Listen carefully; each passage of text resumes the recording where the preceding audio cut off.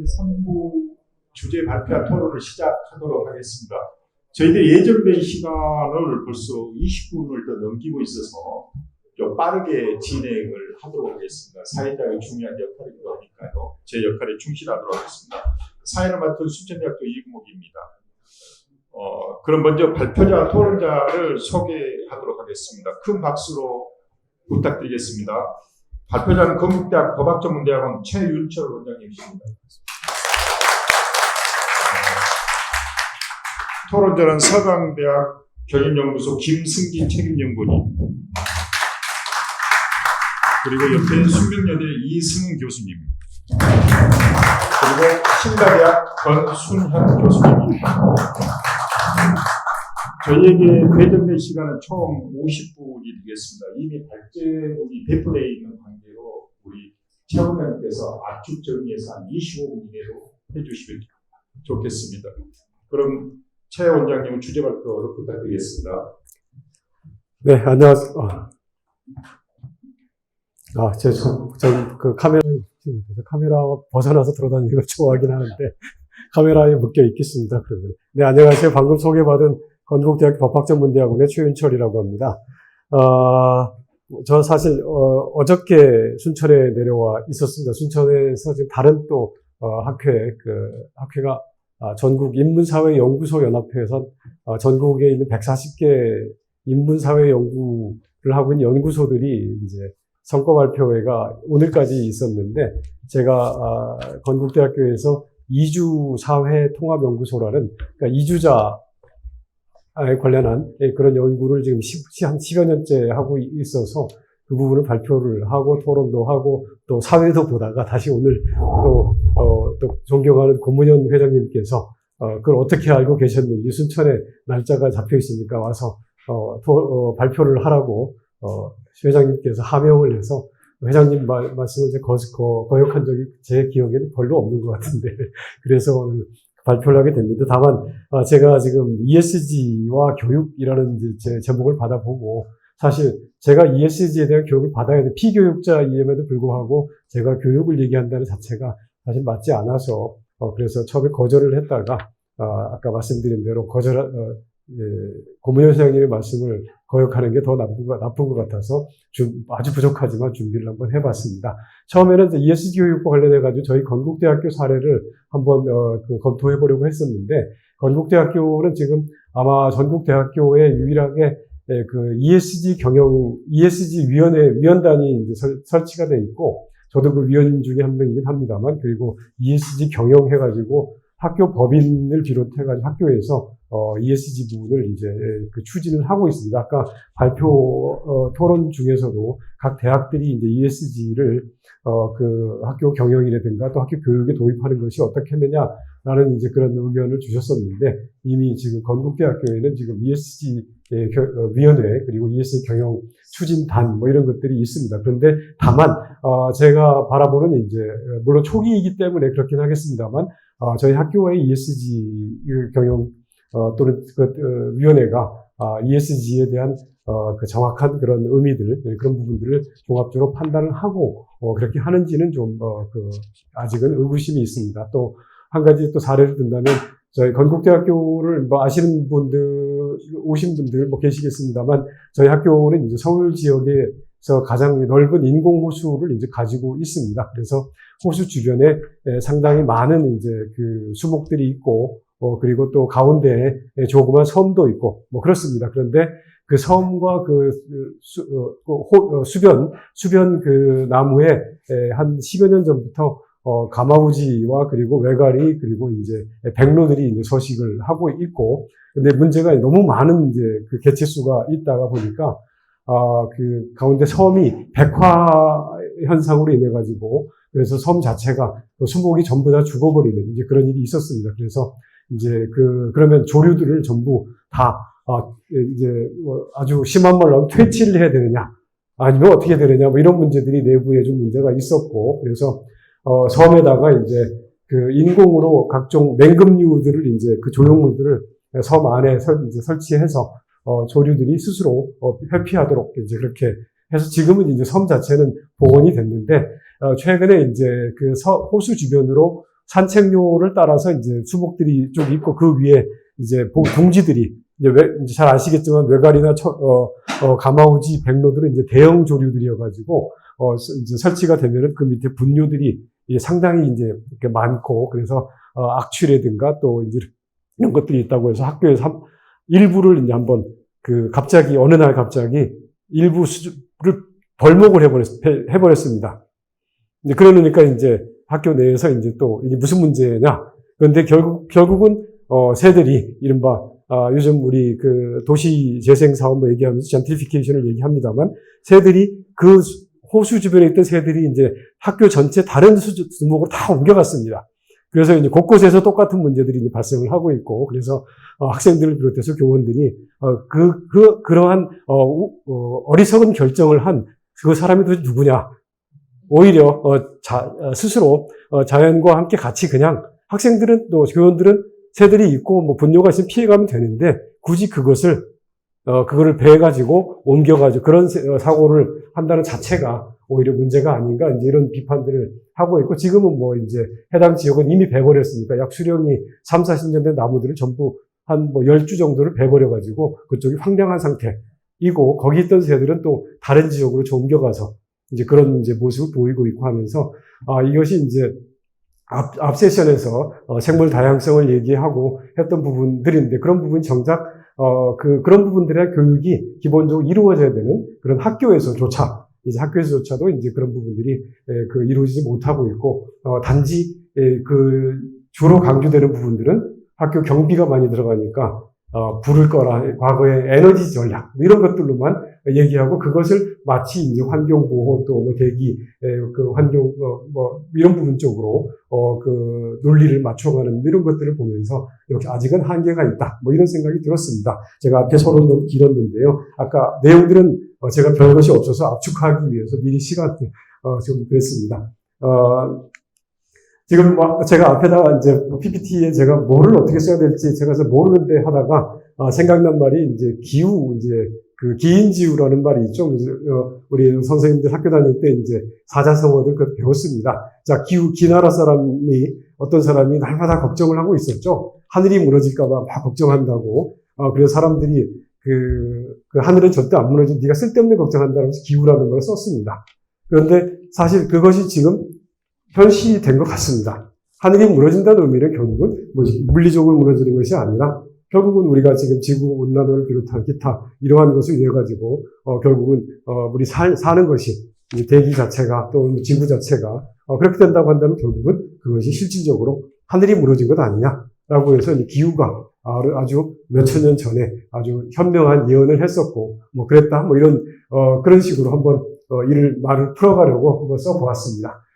제가 지금 이 사진은 이제 밑에 이제 출처를 적어 놓았는데요. 보시면 되겠고 사실 ESG라는 개념이 이제 나오기 전에 그 전에 뭐 지속 가능성 또 뭐 종 다양성 여러 가지가 나오면서 최근 들어서 ESG라는 이제 용어들이 등장을 했습니다. 그리고 제가 이해하는 한에는 ESG는 어떤 기업 경영과 관련해가지고, 그래서, 저는 나름대로 경계를 하는 편인데, 이 ESG 경영이라는 것이 또 다른 형태의 이윤 창출을 위한 어떤 방법으로 이용되는 건 아닌지라는 그런 경계를 지금 사실은, 일부 좀 네거티브한 그런 시각도 사실은 갖고 있습니다. 그리고 이 가운데 이제 얘기되어지는 이 자체의 환경 자체를 얘기하고 있기 때문에, 그 환경이라는 자체, 그리고 그것이 이제 우리 지구의 그런 지속 가능, 그리고 그 지구에 살고 있는 하나의 종 중에 하나인, 종 다양성 중에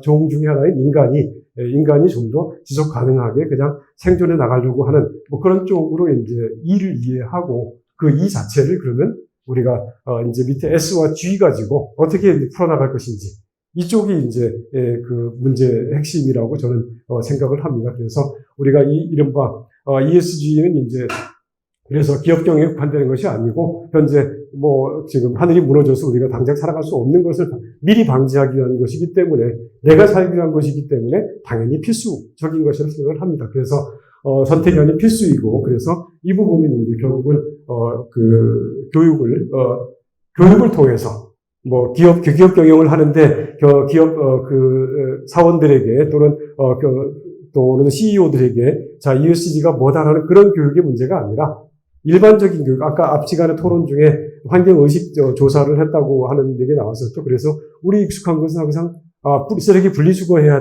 돼라는 것, 그게 전부 이제 환경보호 시작이죠. 이제 그렇지만 그 부분에 대해서 어린 학생들은 거의 그것이 당연하다라고 생각되어 있습니다. 그만큼 어떤 식으로 교육하느냐에 따라 가지고 그것이 마치 그거밖에 없는 것처럼 오히려 이제 예상치 않은 그런 효과가 나온 거라고 볼 수도 있을 텐데, 물론 좋습니다만, 그래서 이러한 내용들을 보다 어릴 때부터 그런 내용들을 이제 교육을 해야 되고 또 교육을 어떤 특정 기업이나 어떤 그런 관료들 중심으로 한 특별한 부분이 아닌 일반적인 그런 보편적인 교육이 될 수 있도록 하는 것이 필요하고, 그런 부분들은 결국은 교육의 주체가 누가 돼야 되느냐, 결국은 우리가 갖고 있는 그런 교육 제도를 통해서 해줘야 될 것이고, 그리고 그렇다고 한다면 그 교육 내용 속에 단지 쓰레기를 분리하는 것이 옳은 것인지 이런 것이 아니라 좀 더 기본적인, 근본적인 이제 그러한 내용들을 그 교육 과정 속에 담아가면서 그것이 이제 점차 그러면서 성장해 가면 결국은 환경 보호와 지구 온난화를 방지하고 탄소를 감축하는 그런 것들이 좀 더 내 몸에 와닿는, 마치 내가 오늘 내가 방금 어느 그 커피 전문점에서 커피를 마시면은 버릴 때 여기서 종이 홀더는 종이니까 버리고 이런 것들처럼 생활이 될 수 있다고 그렇게 생각을 합니다. 그런 의미에서 이제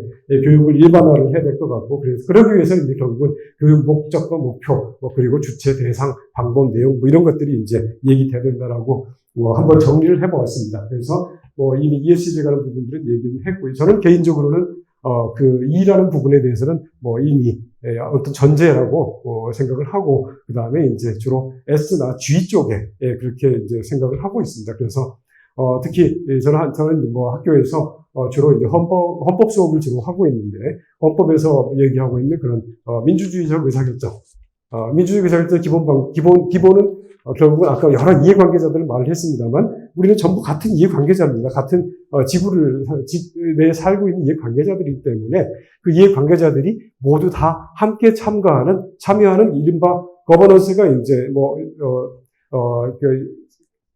원어상으로는 이제 뭐를 통치하고 지배하고 이러한 걸로 되어 있지만, 요즘 우리 사회에서는 어느 때부터 협치라는 식으로 이제 얘기되어지고 있고, 그렇다고 한다면 바로 우리 헌법이 가지고 있는 민주적 의사결정, 민주주의적 방법, 그래서 누구든지 다 모든 것 자료가 공개되고, 그래서 현재 1억 종에 해당되는 생물 다양성 종이 있고, 또 어느 지역에 뭐가 있고, 그런 부분들이 전체 국민들 또는 지역사회 또는 작은 단체에 자료가 공유되고, 그리고 그것들이 관련해서 그 토론들이 이루어지는, 그리고 의사결정이 이루어지는 이런 그런 거버넌스는 이제 그렇게 일을 합니다. 그렇게 됐을 때 이제 우리가 S라고 얘기하는 소사이어티라고 하는 부분들, 그래서 서로 상호 이해하고 그리고 지속 가능한 공존이 가능한, 그리고 그 S와 G의 그 최종 목표는 결국은 우리가 살고 있는 그 지구 환경에 지구를 지켜내는 이런 것이라고 이제 이해를 그렇게 하고 있습니다. 그래서 법률을 이제 보니까 지속가능 기본법이 올해, 그리고 탄소 중립 기본법도 올해 초에 전부 새로이 제정이 됐더라고요, 보니까. 그래서 지속가능 기본법 제2조에 보면은 지속가능성에 대한 정의를 법률이 정의하고 있는 거죠. 현재 세대의 필요를 충족시키기 위해서 미래 세대가 사용할 경제, 사회, 환경 등 자원을 낭비하거나 여건을 저하시키지 아니하고, 그리고 이들이 서로 조화와 균형을 이루는 것이라고 법률의 정의 조항에 지속가능성에 정의를 하고 있습니다. 그리고 탄소중립기본법, 이른바 탄소중립기본법에는 녹색성장 얘기도 하고 있고요. 사실 이전 정부, 전 정부에서 지속가능 이런 얘기를 하고, 한때 또 가서 저탄소 얘기를 했었고, 그리고 우리 ESG 회장님이신 고문현 선생님께서는 이제 오래전부터 탄소 포집 CCUS 관련 부분들에 대한 그런 그 과제들을 계속 해왔었고, 지금도 물론 하고 있습니다만, 이제 그런 것들이 이제 법률 속에 담겨져 있었습니다. 그래서 만약에 ESG 교육을 한다라고 한다면, 뭐 어떤, 공교육 입장이라고 한다면, 공교육에서 이제 기본 개념들이 출발을 해야 되는데, 그 법적 근거로서는 당연히 잘 아시고 계시는 헌법제 35조 1항에 이제, 국가와 국민은 환경 보존을 노력해야 한다. 라고 하는 부분들, 그 부분을 더 주목을 또 해봐야 되지 않을까 생각을 합니다. 앞부분은 이제 우리가 뭐 자유권이나 뭐 또는 사회권이나 얘기를 하고 있습니다만, 뒷부분에 대해서는 이제 그것을 위해서 같이 노력해야 되는, 그러면 교육 제도 속에서 그 부분이 당연히 들어가야 되는 헌법적 근거라고 보여지고요. 그래서, 학교에서도 헌법 시간에 환경권에 대해서는 뭐, 우리가 복합적 기본권이다. 또 제3의 기본권이다. 제3의 기본권이라고 하는 것은 국가를 넘어서는 새로운 형태의 기본권이라고 이제 우리는 이제 수업 시간에 뭐 이야기를 하고 있습니다. 그래서 제3의 기본권은 결국 연대라고 하는 그 가치를 가지고 아까 앞에서 기조발제에서 이제 평화를 말씀하시고 했었습니다만 결국은 그 평화라고 하는 것은 상호 이해관계 속에서 서로 연대하고 상호 이해하고 연대해야지만 그럴 때 이제 우리가 평화를 유지할 수 있고, 그리고 상대방의 그런, 웰페어 문제라든가 기타 이런 부분들에 대한 충분한 이해들, 그리고 거기에 대한 공감들이 있어야지만, 그래야지만 이제 평화라는 것이 가능해진다고 생각을 하고요. 저는 개인적으로 그렇게 생각하고, 그 부분들이 이제 이른바 환경과 관련해서 우리가 제3기본권, 그래서, 인도적, 문제에 관한 범죄에 관련해서 이제 국제사회가 처벌하는 것도 마찬가지 제3기본권 속에서 얘기되는 것, 뭐 여기 헌법 선생님도 많이 계셔가지고 제가 괜히 더 이상 하지 않겠습니다만, 그 다음에 이제 아까 말씀드린 이런 법률들이 이제 하나의 법적 근거로서, 교육의 근거로서 가능하지 않을까 생각이 들었고요. ESG 구성 요소들은 다 아시는 것들이기 때문에 그냥 법률에 정의되어 있는 것들을 중심으로 해서 소개를 그냥 해 놓았습니다.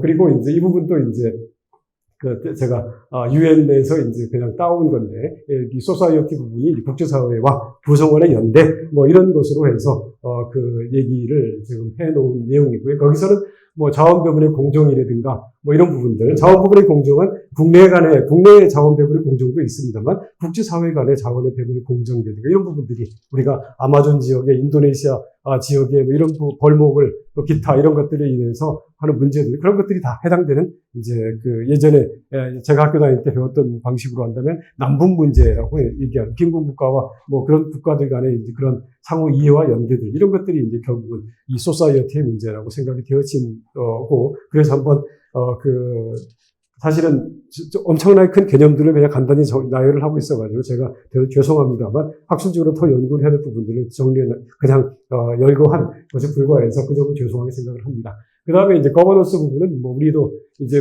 우리는 이제 기업 경영의 경영 책임, 컴플라이언스 문제, 기타 이렇게 얘기를 하고 있는데 그거보다는 저는 그거는 이제 결과의 문제이고 그 전에 이 거버넌스의 문제는 결국은 의사결정 구조의 그런 합리화라든가 또는 개방, 또 투명성, 그리고 이것을 위해서 어떤 조직이 어떻게 운영돼야 되는지, 이런 부분들이라고 생각돼요. 이것이 기업 차원에 있을 수도 있고, 학교 차원일 수도 있고, 또 국가 차원의 경우도 다 해당된다고 보여집니다. 그래서, 거버넌스를 얘기해서, 결국은 ESG는 아까 이제 여러 선생님들께서 말씀하셨지만, 하나의 개념이 아니라, 여러 개의 개념들이 또 각자 그 E와 S와 G가 또 자체가 복합적 개념인데 이 자체가 또 모여있는 아주 다층적인 그런 개념이어서 뭐라고 특별히 정리하기는 좀 그렇다.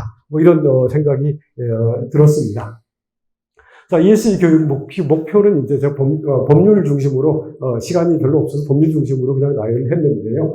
지속가능 발전 기본법과 헌법을 가지고 보면은, 교육 목적은 결국은 이 지속가능성과 지구환경 보존 중요성의 인식과 생활화를 이제 교육 목적으로 하고 이해관계에서 이제 법적 근거들로 이런 것들을 한번 들어보았고요.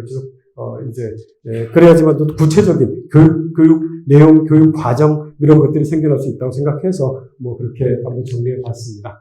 탄소 중립법도 있고요. 그리고 교육의 주체는, 결국은 이제, 교육은 지금 국가와 지방자치단체가 지금 이제, 특히, 우리, 의무교육까지 이루어지는 그 부분들은 전부 국가가 담당하고 있기 때문에, 국가에서, 기본적인 교육을 해야 될 것 같고, 그리고 거기에 따라서 이제, 각급 교육기관들이 이제 대학들 같은 경우죠. 그리고 이제 사회 부분, 기업 부분들이 있을 수 있겠고, 그리고 이제 각자 영역에서 이제 앞에서, 공교육 과정에서 이제 형성된 그러한, ESG에 대한 이해들이 바탕이 돼서, 대학 같은 곳에서는 이제 각 분야별로, 뭐 이제 그 부분을 심화해서 교육할 수 있을 것이고, 기업은 마찬가지. 아까 CJ라든가 뭐 이런 예를 드셨습니다만, 뭐 그런 곳에서 한전에서 거기에 맞는 이제 특별한 특화된 교육. 요즘은 보니까, 유튜브나 또는 기타 보니까 ESG 관련한 전문 교육, 프로그램들이 무수히 많이 지금 있던데, 대체적으로 다 기업 부분들입니다.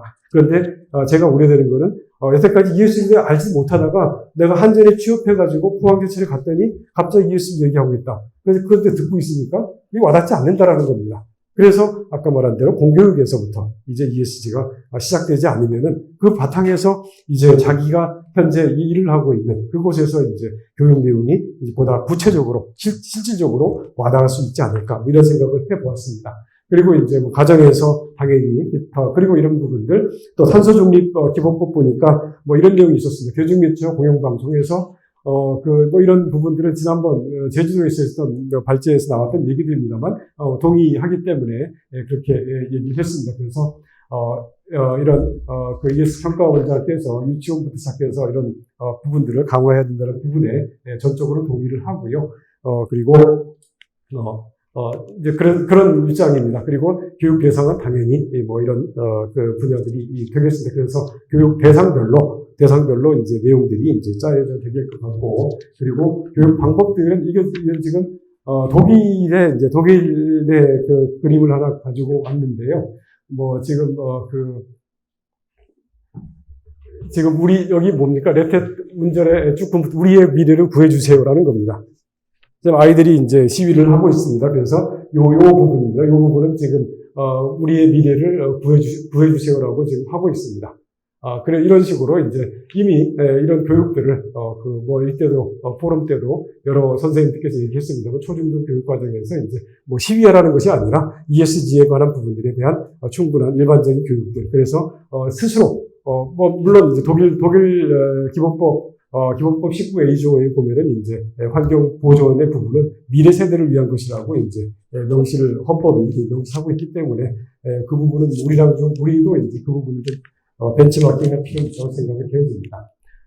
자, 그래서 이제 그 당시에 이제 얘기되었던 분이고요. 그리고 대학과 대학원, 이런 부분에서 이제 현재, 아직 ESG 관련한 특별한, 단편적으로 경영학과라든가, 뭐 이런 쪽에서 이제, 목적에 따라서 ESG가 이루어지고 있는데, 아까 ESG 자체가 복합적이기 때문에, 한때 우리 유행했던 융합학문, 뭐 인터디스플리나한, 뭐 이러한 것들에 관련해서, 하나의, 전문 과정들이 생겨날 필요도 있지 않을까. 이런, 생각을 한번 해보았습니다. 그리고 이제, 뭐 요즘 많이 이루어지는, 이제 전문가, 자격증. 뭐 이래서 요즘 민간 자격증이 꽤 있던데요. 보니까 전경련에서 뭐 이런, 전문가 자격증, 이런 거를 지금 구상을 하고 있는 것 같고, 실제 하고 있는 것도 같습니다만. 그리고 이제 국가 인증 자격. 이것도 탄소중립 기본법에 보면, 탄소중립 사회의 이행과 녹색적 추진 등 한 전문 인력 양성에 노력해야 된다라고 법률이 명시하고 있습니다. 따라서 국가가 이 부분은 뭐 환경부가 하든 누가 해야 되겠죠. 이 부분 그 부분은 이제 충분히 법적 근거도 있고 또 평생교육 관련해서도 마찬가지. 이때도 이제 뭐 여러 선생님들께서 같이 또 이야기를 했고요. 그리고 이제 뭐 독일 환경부 같은 경우 국가 자산을 통한 뭐 이제 홍보와 교육. 우리 환경부에 들어가 보면 그렇게 크게 뭐 이런 홍보 교육 부분이 좀 약한. 뭐 그리고 이제 경강환경유역청이라든가 뭐 이런 쪽에서 일부 하고 있긴 한데 환경부 전체의 그런 입장으로는 뭐 나와 있지 않는 것 같아서 이제 국가 자산을 아까 헌법 35조도 국가가 노력해야 된다고 하고 있기 때문에 그런 부분들 당연히 해야 될 것 같고요. 네. 자, 내용들은 이제 뭐 앞에 얘기했던 이제 그런 내용들이 이제 교육 과정 속에 이제 담겨야 된다는 이제 그런 내용들이 되겠죠. 결국은 뭐 인간 존엄이란 문제 이 부분이 강 핵심이고 그래서 S와 관련되는 부분들 소수자 보호.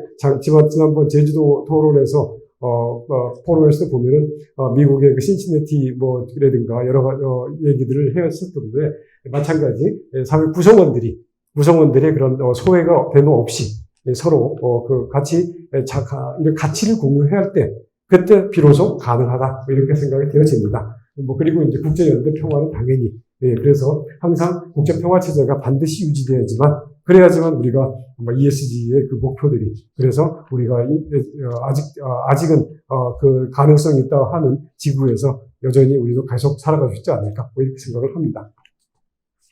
자, 교육 효과, 뭐 성과 이 부분도 이제 항상 교육 과정을 이제 쓰다 보면은 반드시 이제 제시해야 되는 이제 그런 부분인데요. 뭐 그런 것들이 이제 결국은 가치 측면에서는 지구의 지속 가능성 그리고 이제 공정하고 평화로운 사회로서 문화 다양성, 종 다양성, 기타 뭐 이런 부분들 그리고 결국은 상호 존중과 인간 존엄이라고 하는 그에 따라서 사회적 책임과 그러면 결국 민주주의 보편화라든가 이런 것들이 이제 하나의 교육 가치 측면이 되겠고 실용적 측면은 결국은 기업 경영의 경영을 통한 이익 증대와 신규 노동시장의 창출이든가 그리고 사회적 비용의 감소함으로 인해 가지고 이제 편익이 증대한다든가 또 국제 평화가 확보된다는 점들 뭐 그리고 제도적 측면에서는 이제 여러 가지 법률들이 이제 뭐 또 이에 따라서 또 국가 및 지방자치단체 개편 뭐 기타 이런 것들도 가능하지 않을까 생각을 해보았습니다. 이거는 유튜브인데요. 뭐냐면 환경부 독일 환경부에서 한번 있던 건데 이게 어떻게 쓰더라?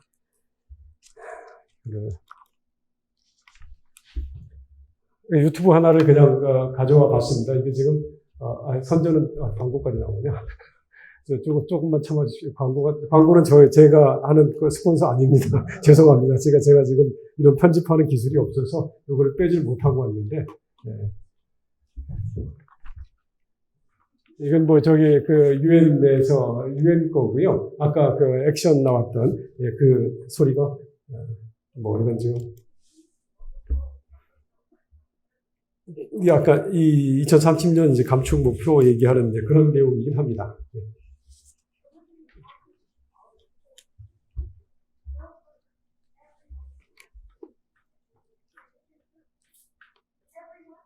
요거 끝나고 다음 짧은 거 하나 있고 그걸로 제 발전이 끝납니다.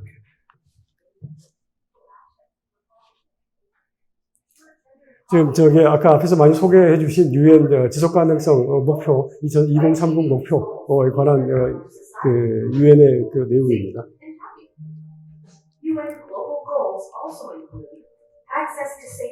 그러니까 30가지 과제에 관한 내용입니다. Sustainable and stable economic growth. Everyone has a decent job. Strong infrastructure and the support of innovations. Lower inequality within and among countries. Cities and settlements be developed without damaging the environment and people. Achieving these goals will result in the well-being of people and our planet. We can further take care of our environment with the following goals. Sustainable and safe production and consumption of products. Take urgent measures to reduce climate change and its impact. Ensure the sustainable use and protection of ocean and sea resources. Restore and protect Earth's ecosystems. By achieving these goals, we will form a society where strong institutions ensure peace and justice. It is important for everyone to be involved and to build partnerships for achieving sustainable development goals. You are part of this process. Demand the implementation of these goals. Take the lead and share information with your friends.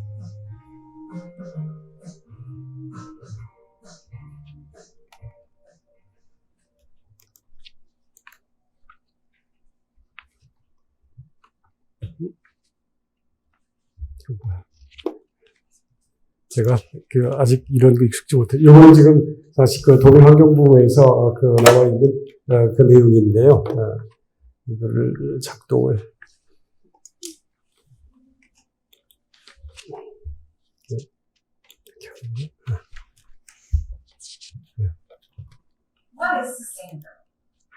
이 독일 환경부 홈페이지에서 제가 잠깐 받아온 겁니다.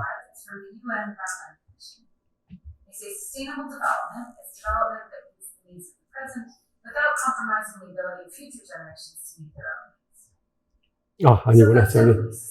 어떤 대학의 그 지속 가능성에 관한 수업 컨텐츠입니다. 이런 부분들을 저희가 이제 주목을 해서, 그래서, 교육 내용과 교육 목표들, 이런 부분들을 이제 만들어 놓을 때, 충분히, 가능하다, 이렇게 생각을 하고, 또 ESG 학회가 이제 그런 부분에서 선도 학회이고 하기 때문에, 그런 부분에서 이제 좀 더, 노력을 해야 되지 않을까 생각을 하고, 한 가지 경계에는 이제, ESG가, 여태까지 많은 부분에서 이제 그런, 네가티브한 사례들을 저는 개인적으로 물론 개인적인 생각이기도 합니다만, 잘못하면은 이제 다시 한번,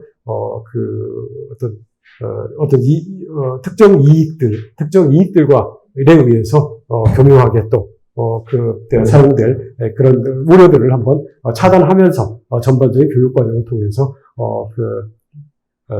이 부분을 일반화하고 보편적으로 만드는 그런 노력이 필요하다. 그리고 그것이 이제 우리 교육과정 속에서 반드시 들어와야 된다. 뭐 이런 생각을 이번에 발제를 하라고 하면서 이제 저에게도 이제 그 생각을 하게 해준 그런 계기가 됐습니다. 두서없이 지금 너무 빠르게 얘기해서 죄송하고요. 내용 전체적으로 저 사람이 무슨 얘기 하는 것 같구나 정도만 이해하셔도 저는 그걸로 만족하겠습니다. 감사합니다. 수고 많으셨습니다. 사실 ESG와 교육이란 내용이 워낙 방대한 내용일 수 있습니다.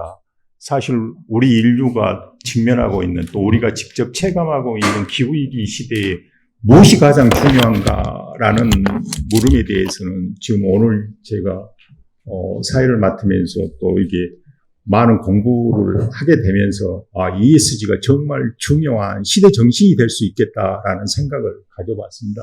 이 부분에 대한 인식을 제고하고 또 어릴 때부터 미래 세대에 대해서 지속 가능한 발전 부분에 대해서 언급하기 위해서는 아무래도 교육이 가장 중요할 수밖에 없다. 이런 부분에 대해서 우리 최인철 원장님께서 헌법 및 지속가능 발전 기본법을 중심으로 해서 개념 정의를 나름대로 잘 해주신 것 같습니다.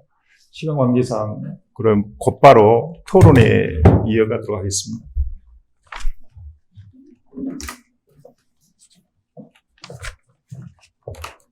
예, 서강대학 김승진 책임연구원님께서 토론해 주겠습니다.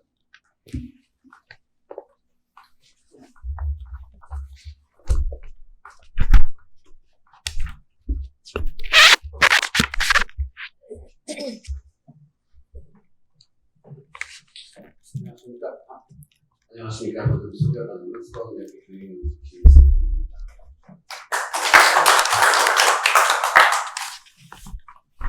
제가 제주 월드 국제 포럼 할 때도 이 ESG 교육 파트 투어를 했었거든요. 근데 이번에 교육 파트 투어를 또 부탁을 하셔서 이번 내용을 보니까 발표하신 분이나 사회 보시는 분이 다 법학 쪽이셔서 법적은 제가 또 잘 모르거든요. 아무래도 생소하고 그래서 내가 뭘 준비할까 생각하다가 왜 지금 ESG가 이렇게 주목을 받고 있지? 아마도 ESG가 시대정신인 것 같습니다. 그래서 ESG를 빼고서는 어떤 그 정의를 논할 수 없는 그런 상황이 된 것 같고요. 그래서 ESG가 주목을 받고 있지 않나 생각을 하고, 또 하나는 그렇다면 ESG 교육 차원에서 뭘 준비해야 되나? 지금 사실 교육 쪽에는 이제 얘기하겠지만 준비 안 돼 있거든요. 교육부에서도 올해 2023년 업무 보고에서 ESG 교육이라는 말에 단어 하나도 안 들어가 있습니다. 그럴 수밖에 없죠. 그래서 그 관련 내용을 준비 차원에서 대학에서 강의하는 내용, 그다음에 해외 사례 이런 것들이 아마 우리가 다음을 준비하는데, ESG는 다음 세대를 위한 거잖아요. 그걸 준비하는데 도움이 될 수 있는 부분이 될 것 같아서 제가 나름대로 준비를 했습니다. ESG는 지구 공동체의 생존 문제입니다. 코로나19 때문에 코로나 팬데믹의 기후변화나 환경 문제와 무관하지 않다, 다 경험을 했습니다. 16주기로 또 온다고 하는데, 어쨌든 이 지구 공동체를 지키기 위해서 이어받고 있는 문제가 이런 경험을 했기 때문에 ESG가 더 주목받고 있는가 하는 생각을 하고요. 두 번째는 이제 환경오염, 기후변화, 기업의 이해관계, 자본주의 논리의 강화입니다. 주요 단어만 나눠서 언뜻 보면 좀 어려워 보이는 별거 아닙니다. 기업은 자본 권력의 핵심이죠. 자본 권력이 뭐지 다 아시잖아요. 자본주의 사회에서 자본이 최고니까. 산업혁명 이후에 이 기업이 부의 축적으로 환경오염과 기후변화에 자유로울 수가 없습니다. 그래서 이제는 기업의 재무적 가치와 비재무적, 장기적인 비재무적 가치에 대한 지속 성장을 위해서 투자자들의 관심이 어떤 투자 평가, 이게 중요 요소가 돼버린 거예요. 그래서 이해관계자들의 자본주의 논리가 강화됐다고 이런 내용입니다. 뭐 깊은 내용이 있습니다만 무슨 말인지 아실 것 같아서 이거 넘어가도록 하겠습니다. 이러한 시대의 ESG 교육은 E와 S와 G 굉장히 광범위하잖아요. 다 아시잖아요. 융복합 학문으로 발전할 가능성이 있습니다. 네, 설명하고 있습니다. 네. 그래서 기업이 지속 가능한 성장을 하기 위해서 경제적인 수익성, 사회적인 책임, 환경적인 요소를 고려해서 지속적으로 경영 활동을 넓혀가기 위한 창의혁신의 기업가 중심의 실천 학문이다.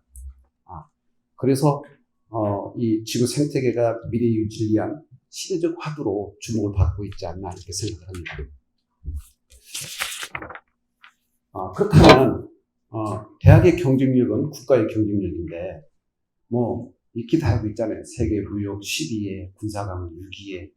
그렇다면 대한민국의 교육 경쟁력은 이 언밸런스거든요. 이제는 준비해야 된다. 이것이 기회다라는 거예요. 오히려 2023년 전 세계 대학 순위 QS 월드 랭킹 공신력 있는 평가 기관에 의하면 서울대가 28위, 42위가 카이스트입니다. 굉장히 그 평가 항목을 보면 이 굉장히 공신력이 있어요. 뭐 거기까지 설명하지 않겠습니다만은 5위까지만 잠깐 얘기하면 미국의 MIT, 영국의 캠브리지, 미국의 스탠퍼드, 그다음에 영국의 옥스퍼드, 5위가 미국의 하버드 이런 수준이거든요. 그래서 대한민국에는 ES 교육은 도약의 기회이다. 오히려 기업가 정신으로 실천 학문으로 융복합 학문으로서 발전할 가능성이 있다. 다 동의하시죠? 네. 그렇다면 ESG 교육을 어떻게 준비할 거고 어떤 방향으로 나갈 것이냐 이겁니다. 그건 ESG 생활화를 위한 교육입니다.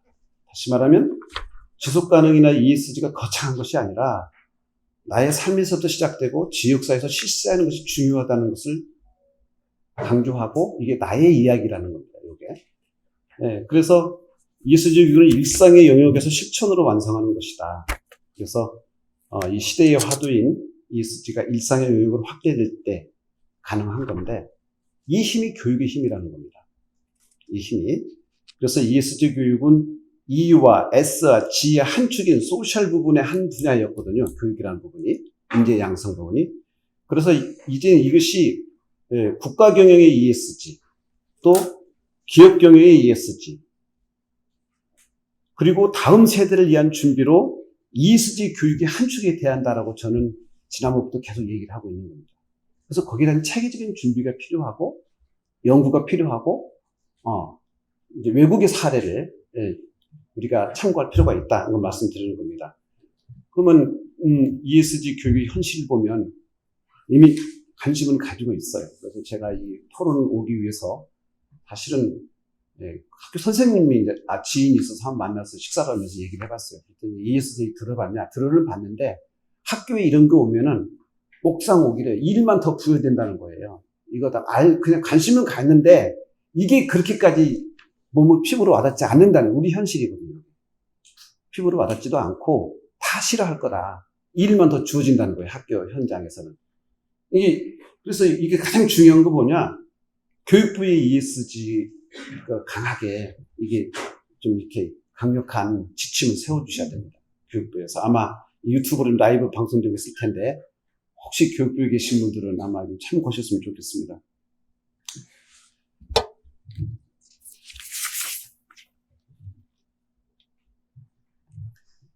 그래서 제가 ESG 교육에 대한 준비 내용을 쭉 봤더니 우선 이걸 제가 다 설명하자고 한 게 아니고 이런 것이 필요하겠다라는 그런 개념적인 차원입니다. 그래서 우선 개념 정립부터 필요하고요. 좀 다 해석들은 좀 다른 부분도 있고 다양하게 있기 때문에 제가 교육의 목적만큼 한번 생각을 해봤어요. 지구 생태계와 온 인류가 지속 가능할 수 있도록 다음 세대, 미래에도 유지할 수 있는 제반 경제적, 사회적, 환경적 여건을 조성하는 것이라고 이것이 교육의 목적이 아닐까 제 나름대로 생각을 해봤습니다. 제가 하는 지식 범위 내에서. 그렇다면 이 교육의 대상이 누구냐? 초등, 중등, 고등, 대학, 일반 시민, 평생교육 이르기까지 중요한 건 누가 교육을 할 거냐 이겁니다. 누가. 그렇다면 ESG 교육이라는 교사 양성 체계가 있어야 돼요. 그래야 거기에 대해서 체계적으로 교육을 받고 가르칠 거 아닙니까? 지금은 기업에서 당장 필요하고 시민들이 먼저 알고 이거 학원에 있는데 이게 뒤따라가지 못하는 아쉬움이 있는 부분이죠. environmental, social, governance 굉장히 광범위한 분야에서 학문으로 채워갈 필요가 있다. 그래서 이 ESG 교육을 평생교육 개념으로 생활할 필요가 있다는 것을 우리 최인철 교수님께서 그 자료를 제가 인용했습니다. 국가에서는 ESG 교육 기본계획 수립 및 지원 체계 구축과 기업에서는 경영 연계한 전문교육, 지방자치단체 평생교육 연계함이 필요하다. 이런 내용입니다. 제가 대학에서 그 강의하고 있는 ESG 과목, 개론 과목을 한번 쭉 봤더니 이런 내용들이에요. 우리가 다 익히 토론하고 공부하겠던 내용들이만 ESG 태동의 배경, 특징, 투자 규모, 활용 현황, 주요 정책, 규제, 지속가능 경영 보고서, 재정 기관들의 기준, 평가 기간, 탄소 국경세, 뭐 이런 쭉 뭐 다 일일이 얘기할 수 없겠습니다만 이런 내용들이 지금 가르쳐지고 있습니다. 대학에서 다가 아닙니다. 막 계속 신설하고 있는 그런 초기 단계라고 보시면 되겠습니다. 그래서 이 ESG 교육에 위한 대학 교육 준비는 크게 교육과정과 연구와 이해관계자 참여와 지역사회 경험, 어느 논문에서 제가 발췌했던 내용인데 어느 정도 윤곽을 다 좀 잡아놓은 상황에서 이런 정도 준비를 하면 되겠다 이렇게 생각을 했습니다. 우리가 생각하는 이런 ESG 교육이 현실적으로 시민사회 또 일반 소비자들이 먼저 인식을 하고 있기 때문에 이제는 대학 교육이 필수 항목이 됐다는 겁니다. 그래서 지속가능 발전을 실현하는 미래의 인재를 양성하는 ESG 교육은 선택이 아니라 필수가 되었다. 2021년 대한상공회에서 기업을 상대로 조사한 설문조사의 내용을 보면 잠깐요. 토론자님 죄송한데 제가 자율적으로 너무 시간을 통제 안 하고 알겠습니다. 1분 이내로 좀 마무리 좀 정리 좀 해주시기 1분 30초 쓰겠습니다. 30초만 더 할애해 주세요. 네. 준비한 게 좀 있어가지고 그러면 뭐 이런 내용은 넘어가겠습니다. 그럼 해외 사례를 소개하겠습니다. 영국의 UCL 대학에서 사례입니다. 여기에서는 2024년까지 기후변화 관련 내용을 필수로 반영했고요. 그래서 학생들, 대학에서 동아리 카운슬 활동을 통해서 교수진과 교직원으로 구성된 어떤 그 지속가능 프로젝트를 운영하고 있고요. 그 다음에 대학 지속가능성을 실행하는 주체가 돼서 넷제로 달성에 적극적으로 참여할 수 있도록 이 지속가능한 주체가 대학의 주체는 정부가 아니라 대학이라는 거죠. 그리고 그리고 서스테이너블 컨퍼런스라고 해서 이미 지역 공동체의 지역사회와 또는 같은 대학들끼리 연대해서 이런 이니셔티브 활동을 하고 있었습니다. 실제로 UCL 대학의 리빙랩이라고 하는 사례인데요. 포지티브 클라이미스, 그래서 이것은 어느 정도로 이 탄소 배출을 감소하는 데 노력을 하고 있냐면 신입생 환영하는데 행사에 전용 100% 채식 식단을 사용하겠다. 물론 채식만 쓰면 문제도 있겠지만 어쨌든 이런 정도의 관심을 갖는다는 거죠. 그리고 기술 연구, 박테리아를 활용해서 플라스틱을 재사용 가능하도록 물질을 분해하는 겁니다. 이 기술은 현재 테스트를 거치고 있다고 합니다. 그리고 이제 와일드 블룸버그라고 그래서 UCL 대학에 속해 있는 지역이 이제 블룸버그 지역인데 대학의 장점, 연구 성과와 지식을 활용해서 지역사회의 어떤 그 솔루션을 해결하는, 그래서 글로벌 리서치와 글로벌 솔루션 개념으로 이렇게 활동을 하고 있었습니다. 이것은 서스테이너블 UCL의 그래서 어떤 그 사례 자료를 따온 자료입니다. 마무리하겠습니다. 인류 역사에서 ESG 교육의 책임이 있다고 저는 생각합니다. 그래서 시대에 맞는 새로운 지식을 만드는 겁니다. 이제 새로운 지식화가 되어 있습니다. 그걸 체계화할 필요가 있고요. 글로벌 시대에 필요한 인재를 양성하는 겁니다. 이 시대에 맞는, 그리고 ESG 지식 체계와 접근법을 준비하는 거고요. 그래서 ESG 생활화와 함께 지역사회 연계형으로 글로벌 리서치, 대학의 장점, 그래서 지역사회를 해결하는 UCL 대학처럼 말이죠. 지금 순천대학에서 이 포럼을 하고 있는데요. 순천대학을 한번 생각해봤어요. 그러면 순천대학에서 UCL 대학처럼 할 일이 뭔가? ESG 차원에서 국가정원과 순천만 습지 관련 생물 다양성 보존 차원에서 할 일이 있겠다. 그런 생각을 해봤습니다. 교육이라고 하는 것은 다음 세대에 필요한 인재를 양성하는 의미가 있습니다. 또 그 일을 해야 됩니다. 그래서 ESG 교육을 통해서 우리의 미래의 길을 트고 희망의 미래 사회를 열리는 그런 ESG 교육 준비를 했으면 좋겠습니다. 감사합니다. 많이 죄송합니다. 충분한 시간을 드리지 못한 점 양해 부탁드리고요. ESG 교육은 평생 교육 개념으로 생활화하자. 그리고 글로벌 시대에 ES 인재 양성이 필요한 거 아닌가라는 말씀을 해주신 것 같습니다. 그럼 곧바로 우리 권소년 신라대학교 교수님의 토론이 있겠습니다. 5분 시간 드리겠습니다. 부탁드리겠습니다. 네, 수명받은 권수명입니다. 신라대학교에서 강의를 하고 있고요. 저도 공부한 게 국가공개 헌법을 공부하다 보니까 그쪽으로 자꾸 이제 글을 쓰게 되더라고요. ES 전반이나 교육 전반에 대한 지식을 좀 하고요. 어쨌든 이렇게 수준에서 토론회를 했을 때 회장님이나 또 관련되신 분들이 굉장히 수고를 많이 하신 것 같아요. 정말 감사하게 생각합니다. 자, 그리고 제가 여기 이제 발표자님이 건국대 백박전문대학원 원장님이시는데 제가 옛날에 수업도 한번 들었던 의사님이십니다. 그래서 그런 이름도 있고 헌법이랑 입법 정책이랑 이주 문제 이런 데 굉장히 또 대관이시고 연구도 굉장히 많이 하시고 이분도 훌륭하신 분이고 제가 또 토론회 같이 해서 참 영광으로 생각합니다. 제가 이제 내용은 제가 한 3가지 정도 이렇게 간단하게 썼는데 저희는 제가 공부를 헌법하다 보니까 항상 약간 공법적인 생각, 국가적인 생각을 제가 많이 합니다. 그래서 ESG 운동을 확산시키고 통찰 이거를 발전시키기 위해서 우리가 제도적으로 법적으로 먼저 해야 될 게 뭐냐. 일단 첫 번째가 헌법적인 논의를 일단 해야 될 것 같습니다. 그러니까 ESG는 글자를 지금 없죠, 헌법에. 그래서 없더라도 헌법 해석도 이제 여러 가지 관련된 헌법 규정을 통해서 해석합니다. 그리고 이렇게 발표자 주시면 이제 원장님께서도 말씀하셨듯이 35조 환경권에 대해서 또 말씀하셨고, 사실 환경권만이 문제가 아닙니다. 환경권도 좀 더 좋게 만약 개정에 기회가 있으면 해야 되고, 교육이 이제 31조 규정돼 있고요. ESG에서 기업의 사회적 책임 같은 거는 경제 조항도 관계 있습니다. 헌법에. 그리고 ESG에서 기본권으로 사회 기업의 사회적 책임이나 사회권 얘기하면은 누가 잘 알아주실 때 사회권 조항도 있거든요. 그래서 관련된 헌법 조항이 나중에 보면 굉장히 많습니다. 그래서 이런 거를 어떻게 포괄적으로 엮어서 ESG 운동에 대한 헌법적 근거, 타당성 근거 이거를 이제 확보를 하고 그 다음에 이제 국가나 지자체를 통한 저는 이제 주로 국정에 관심이 많으니까 그걸 통해서 어떻게 발전시킬 건가 그런 입장에서 제가 이제 헌법적 근거 해서 이런 걸 제가 간단하게 질문 드렸었고요.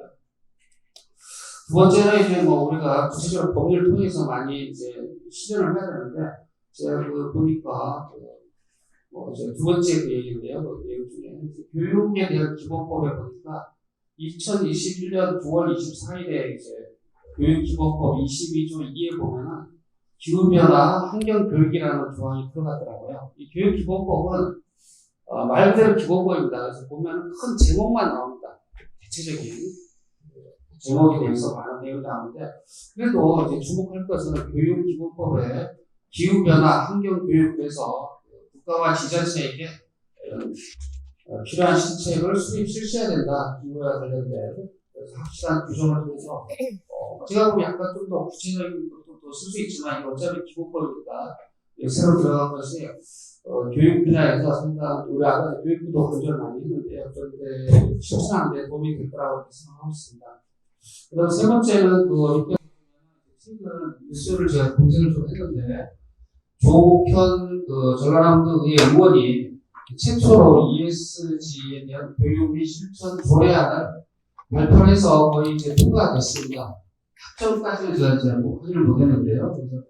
그래서 전남도의회에서 조옥현 그분이 이제 ESG에 대해서 굉장히 이해를 많이 하신 것 같아요. 그래서 저는 이런 정치 분야나 지자체 의원들이 ESG를 이해를 많이 하시면 그것들을 통해서 많은 조례나 많은 법률이 만들어질 수 있기 때문에 그런 것들을 좀 우리가 접촉도 하고 그런 것들이 많은 기회가 주어졌으면 좋겠다 생각했습니다.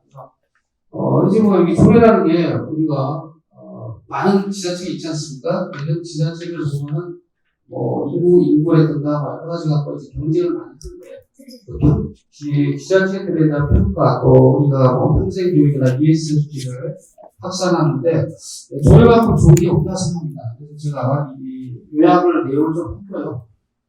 조례안을 좀 실어놨습니다. 여러분 참고하시라고 1조부터 16조까지 있습니다. 이 10조의 조례안을 만들어주면은 이걸 만들 때 이거 뭐 생각이 많이 있을 거 아닙니까? 이걸 좀 개선하면 되고 부족한 거를 그래서 실제 저는 이거 운영을 해봐야 된다 생각합니다. 조례만 만들어 놓고 실제 안 하는 조례가 너무 많습니다, 사실은. 그래서 이 조례를 여기가 또 전남도인데 전라남도에서 이거를 강력하게 시행을 하고 여기 법에서 만들어라 그런 것들이 많아요. 보면 뭐 무슨 위원회 뭐 이런 걸 해서 뭘 해야 된다 이제 의무조항으로 많이 해놨는데요. 교육센터도 만들고 여기 이제 형식적인 규정에 그치지 말고 우리 전라도 뭐 교육감이나 지사님이 강력한 의지로 그래서 만약에 여기서 이제 성공이 된다면 그 다음에는 이제 많이 따라합니다. 우리가 보면 옛날에 청주시에서 정보 공개 조례를 만들었는데 그 당시 법률이 없었거든요. 근데 그게 다 확산이 되고 지자체 다 확산되고 나중에 법률로 만들어졌죠. 그런 것처럼 전남도의회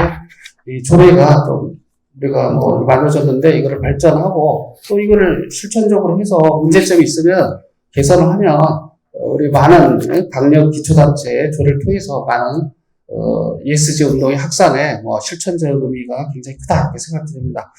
이 정도 제가 말씀드리고요. 제가 마지막으로 제가 이제 뭐 ESG와 관련돼서 제가 느낀 점을 이제 얘기드리면 뭐 저는 이제 직접적인 운동을 한다든가 뭐 깊이 관여한 일을 못했는데 대학교 이제 교양 수업에 보면은 환경과 법, 뭐 환경에 대한 게 보통 교양 과목에 대부분 대학이 있습니다. 그래서 저도 이제 이번에 교양 과목에 그거를 이제 제가 강의를 해야 되는데 교재를 막 검색을 많이 했어요. 이제 교양 서적이니까 어려우면 안 되겠죠. 그래서 이런 수업에 ESG를 환경 교양 과목에 집어여서 뭐 이거를 확산하는데 좀 도움이 되겠다. 막상 이제 대학생들한테 ESG도 저도 많이 물어봤어요. 아냐고. 모르는 사람이 천지입니다, 아직도.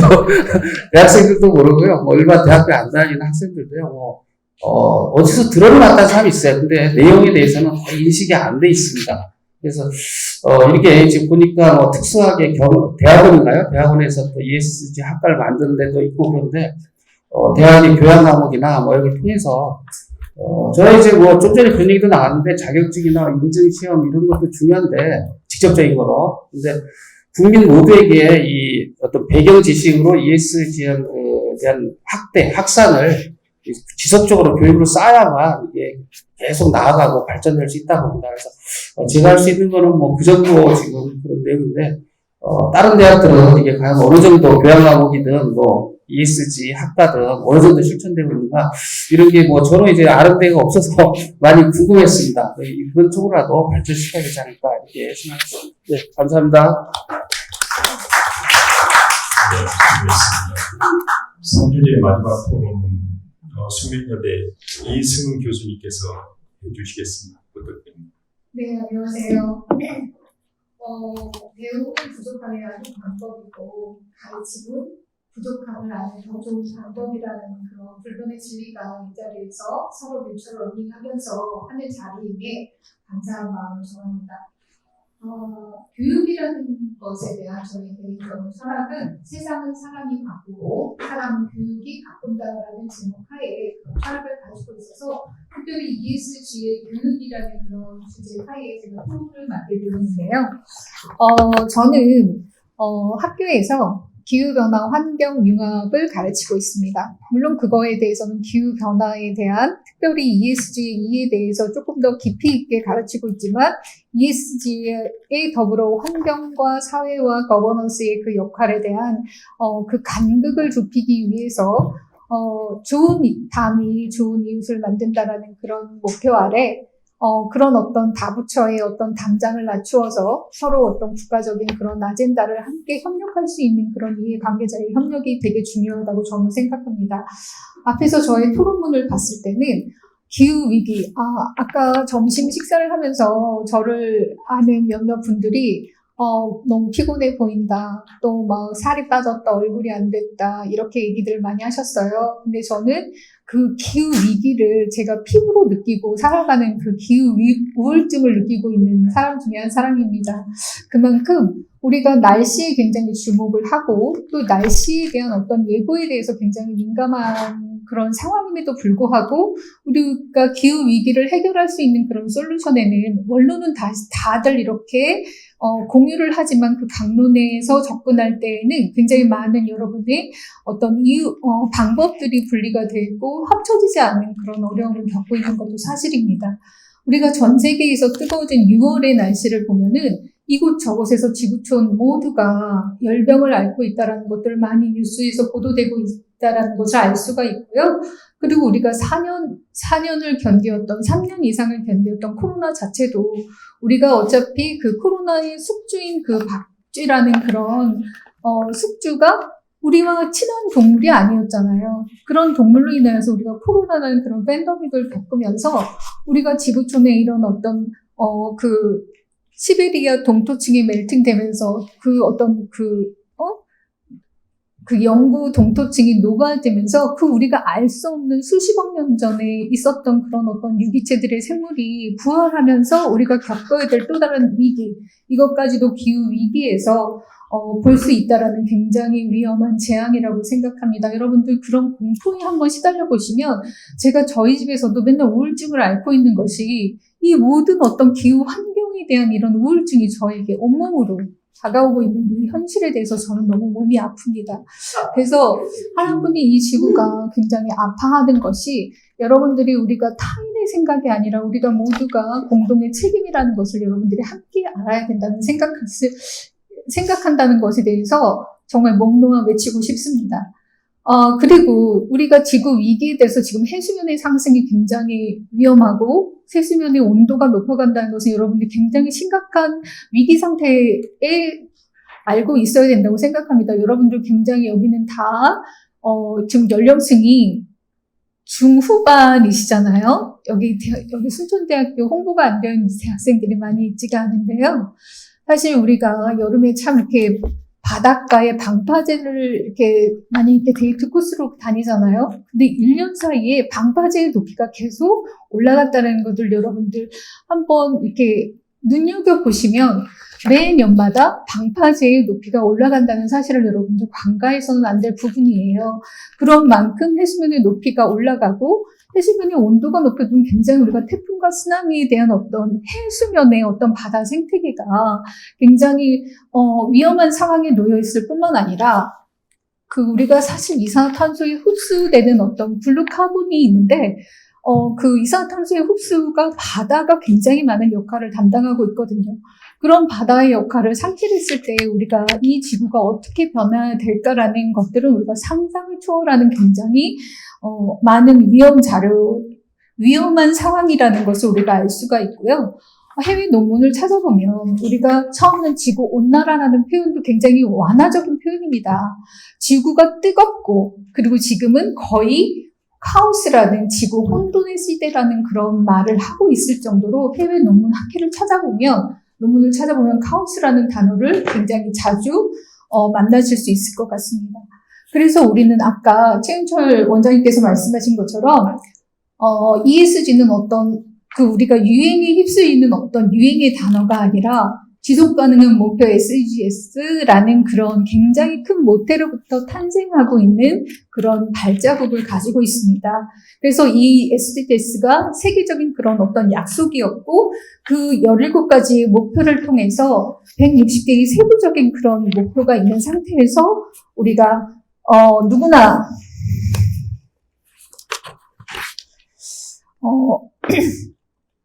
누구나 빈곤과 기아, 그 다음에 질병과 결핍이 없는 모든 생명이 함께 변형할 수 있는 세상을 지향하고 공포와 폭력이 없는 세상, 누구나 글을 읽고 쓸 수 있는 세상, 모두가 공평하게 양질의 교육을 받고 보건, 서비스, 사회적 보호를 누릴 수 있는 세상, 물리적, 정신적, 사회적 복지가 보장되는 세상을 추구한다. 이런 목표를 가지고 있습니다.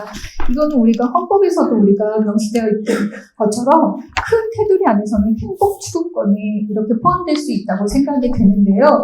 최근에는 이런 SDGs가 유엔에서 K-글로벌, K-컬처의 위상이 높아지는 그런 우리 BTS가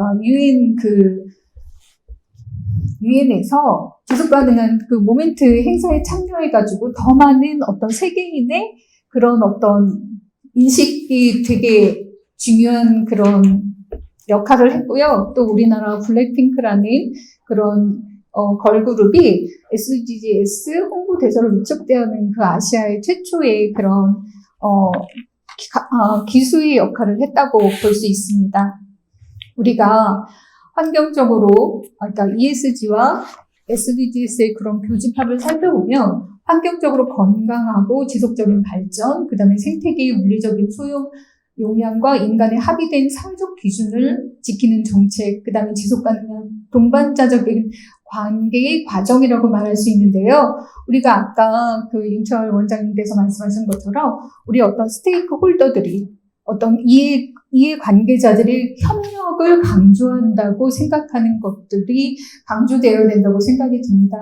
우리가 지속가능한 공동의 목표가 우리가 봤을 때 ESG는 인류 생태계의 구성원인 환경, 사회, 기업의 서로 조화를 이루자는 그런 취지에서 유엔에서 선포되었을 뿐만 아니라 이것이 어떤 자연을 인류와 함께 공존의 주체로 세우려는 노력이 필요하며 사회 환경을 구성하는 소외받는 비정규직, 여성, 그다음에 성차별 이런 부분에 대해서 좀 다양한 주체를 포함해서 소외되지 않는 사회적 약재를 조금 더 포괄적으로 같이 범위 안에 들어 있는 것뿐만 아니라 기업의 거버넌스는 어떤 말씀하신 것처럼 경영자 의사결정이 조금 더 오픈되어져서 투명 경영으로 이루어지는 그런 우리가 가지 않았던 화이트 스페이스에 대한 어떤 그런 개척자의 길을 가고 있다는 그런 기업에 메스를 대고 있는 그런 상황인 거죠. 최근에 저는 모 방송국에 글로벌 경쟁력 ESG라는 그런 다큐에 참여한 적이 있었습니다. 거기에서 어떤 물음을 가졌냐면 기업들이 ESG의 경영을 실현하는 데 집중하고 있는 분야는 무엇이며 그것이 소비자에게 어떤 요구에서 비롯되었는지라는 그런 질문을 받았을 때 몇 가지 답변을 했습니다. 우리가 2020년 기준으로 해서 전력 발전 회사를 제외한 기업의 온실가스 배출량은 3억 8천 톤. 이 수치가 우리가 잘 이렇게 피부로서 와닿지가 않는데요. 우리나라의 탄소 배출량의 절반 이상의 기업이 배출하고 있습니다. 그렇기 때문에 우리가 ESG에 가장 메스를 가해야 되는 것이 기업이라는 그런 부분에서 꼭 필요한 부분이고요. 아까 기조연설에서 말씀하셨던 포스코나 그 다음에 현대제철, 삼성전자가 탄소 배출에 가장 1, 2, 3위를 링크하고 있을 뿐만 아니라 이것은 이 기업들은 국가 브랜드를 높이는 그런 기업들임에도 불구하고 기업의 악당이라는 탄소 악당이라는 그런 꼬리표를 뗄 수가 없는 당연한 결과입니다. 기업이 ESG 경영이 걸림돌이 아니라 디딤돌이 되려면 시대의 흐름에 필요 조건을 맞추어서 혁신을 해야 됩니다. 왜냐하면 이것이 이 시대는 이미 글로벌화되고 금융의 자본이 국경화를 넘을 뿐만 아니라 어떤 기후 위기에 대한 기후 리스크가 경제적 리스크라는 그런 상황에 있어서 지금 골든 타임이라는 그런 부분이 임박했기 때문입니다. ESG 경영 기후 위기로 인한 공무원 기술 경영 혁신을 통해 지속 가능성도 담보해야 되기 때문에 이런 것이 간단한 목표가 아닙니다. 그러나 이 터널을 통과한다면 기업의 경쟁력은 커지고 글로벌 기업으로 도약할 계기가 될 것이라고 저는 확신합니다. 혼자 가면 빨리 가지만 멀리 가려면 함께 가라 이런 말이 있듯이 우리가 소수의 기업의 관심이 아니라 소비자, 기업, 정부가 모두 함께 실천하는 노력이 있어야 하고 기업의 홍보에서만 차중하는 것이 아니라 어떻게 보면은 그린워싱이라는 우리가 겉으로는 굉장히 친환경적이지만 이것이 속으로는 탄소를 배출을 많이 하는 그런 그린워싱에서 벗어나서 조금 더 진정성 있게 우리가 결국은 ESG 교육이라는 것은 커뮤니케이션 게임이라고 생각합니다. 대중과의 소통, 대중과의 수용성이 얼마나 중요한지 여러분들 함께 고민해야 되고 우리가 단지 이런 어떤 액션 플랜에서 아니라 우리가 어떤 개념의 정의 그런 것들이 되게 중요하지만 우리 각 기업의 사례들이나 대학의 사례들 그리고 우리가 개인이 어떤 것들을 해야 될지 그런 탄소 배출에 대한 어떤 자각심을 가지고 아파하는 지구가 하나뿐인 지구가 우리가 어떻게 보면 지금 우주 시대인데 이사를 가야 되는 그런 현실이 될지도 모르겠습니다. 이런 부분에 대해서 여러분들 함께 고민하시고요. 제가 마지막으로 소리 높여서 외치는 것은 우리는 너무도 쉽게 아이들의 미래, 다음 세대들의 미래를 위해 그런 표현을 많이 씁니다.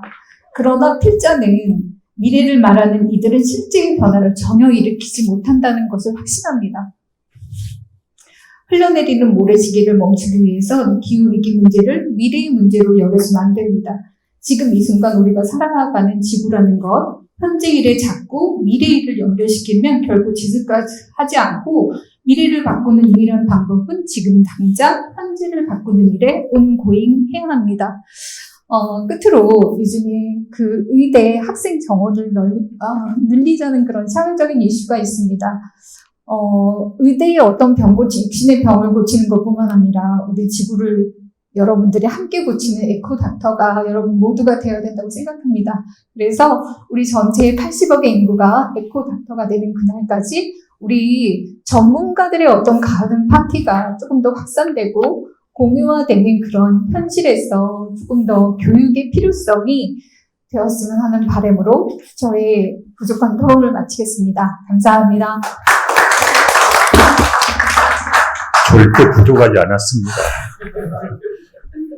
오늘 제 3주제가 ESG와 교육이다 보니까 우리 발표자들께서 아마 발표자뿐만 아니라 우리 토론자분들께서 발표자 이상으로 준비를 많이 해오신 것 같습니다. 그럼에도 불구하고 시간 관계상 충분한 시간을 드리지 못한 점 매우 좀 아쉽게 생각하고 미진한 부분들은 또 종합토론 시간을 잘 활용하시면 될 것 같고요. 우리 발표해 주신 우리 최인철 원장님 그 질문이 딱 두 가지였던 것 같은데 그 내용도 환경과 관련된 헌법 개정 필요성 부분하고 그 다음에 이제 ESG와 관련해서 법률 개선이 필요한가 부분인데 그 내용은 별로 답을 안 하셔도 충분히 이해가 가는 부분입니다. 그리고 이제 제가 여기 느낀 점을 한 말씀 하고 마무리를 해야 될 것 같은데요. 우리 고문영 ES 회장님이 헌법학자이시다 보니까 공교롭게도 사회자, 토론자 등들이 헌법학자들이 많이 참여를 한 것 같습니다. 사실 법학 중에서도 헌법은 세법이 아니라 헌법이거든요. 그래서 지금 어느 주제가 ESG는 새로운 지금 트렌드를 좀 이런 쫓아가야 되는 부분인데 그래서 좀 그 새로운 패러다임을 우리가 뒤쫓기에는 너무 좀 많이 부족하지 않았나라는 생각도 가져옵니다. 앞으로 더 많이 공부해야 될 것 같고요. 그런 점에서 많은 시사점을 얻었던 점도 크게 보람된 시간이었던 것 같고 이것으로 제3주제 발표와 토론을 모두 마치겠습니다. 힘찬 박수 부탁드립니다.